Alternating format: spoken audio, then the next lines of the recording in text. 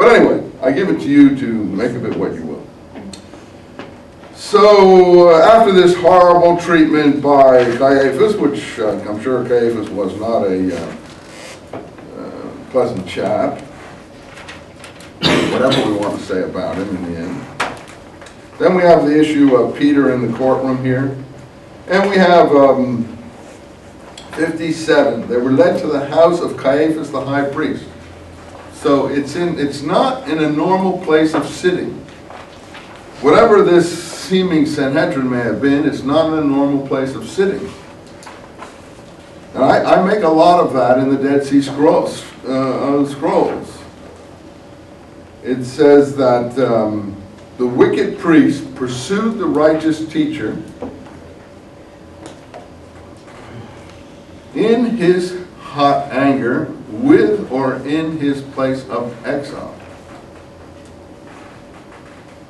Well, normally let's say, the wicked priest came to Qumran, where the righteous teacher was exiled, and therefore, I don't say that this relates to this particular passage here, I'm trying to say that there is a parallel here, and therefore upset him on Yom Kippur or something like that. I say that is long chapters in my New Testament, because that's not the way it is. The Talmud in several sections in the Sanhedrin chapter, Sanhedrin is the proceedings of the Sanhedrin, says that for 40 years from a certain time until the fall of the temple,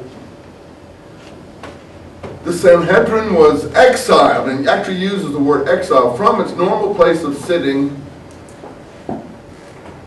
in the great stone chamber to a house or location outside of the temple precincts.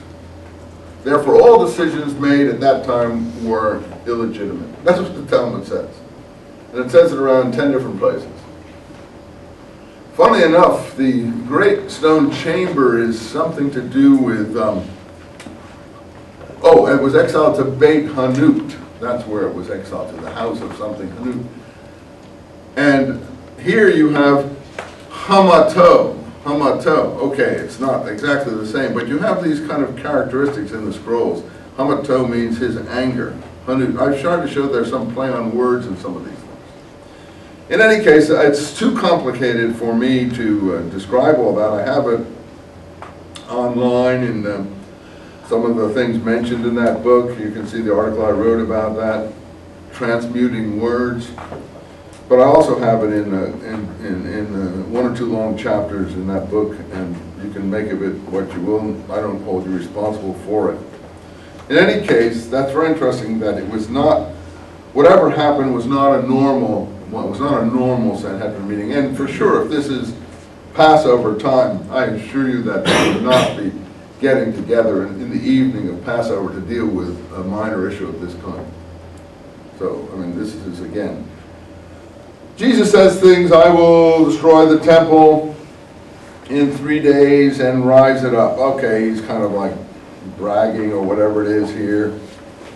And I will bring another that is not made by hands. And then the high priest gets angry about that. I don't know why the high priest would get angry about that.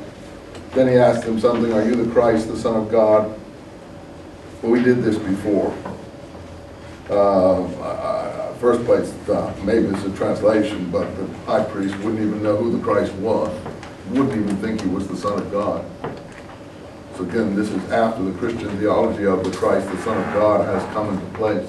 I don't know when or where that is, but you say, why wouldn't he? Well, because the Messiah, if that's what we're talking about, wasn't supposed to be the Son of God in any way that I'm aware of in any text from that period or biblical prophecy. Then again, and then we have the coming on the clouds of heaven, sitting on the right hand, rending his clothes, and he's guilty. Even in this exchange, I don't see anything that would make him guilty of anything, particularly just raving, maybe. Forget that. Let's move on. Peter is outside denying the master 3 times before the cock crows, from 69 Matthew.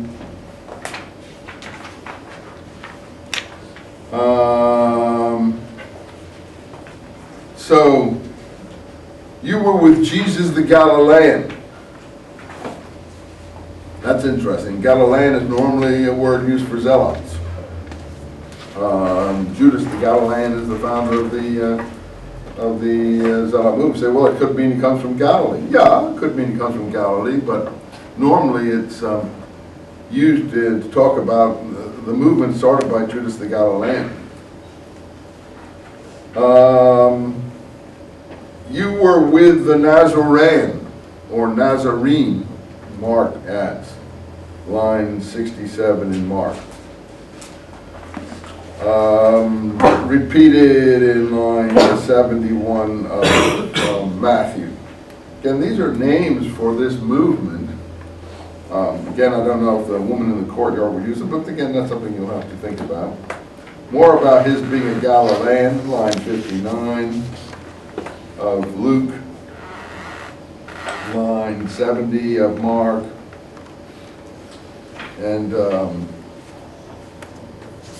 here John comes in according to this one. One of the servants of the high priest, John 18:26, says, being kinsman of him whose ear Peter cut off. A lot of personal detail here. So he knows Peter cut his ear off, his kinsman. Again, not sure that would be something they would know about, but that's something you'll have to decide. Again, it has to do with how you take the historicity. I can't judge it.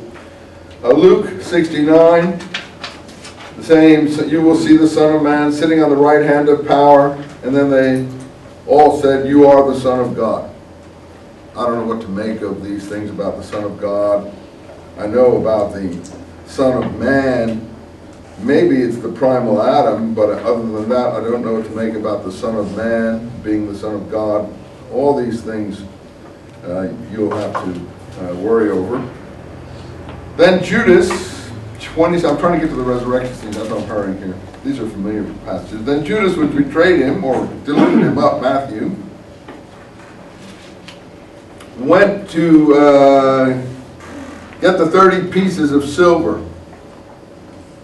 Earlier in, I think it was John, when they argued with Mary anointing Jesus' feet and washing them with her hair and so on, why do you have this ointment, Judas said, it should be sold for 300 pieces of silver. Say, so what's that prove?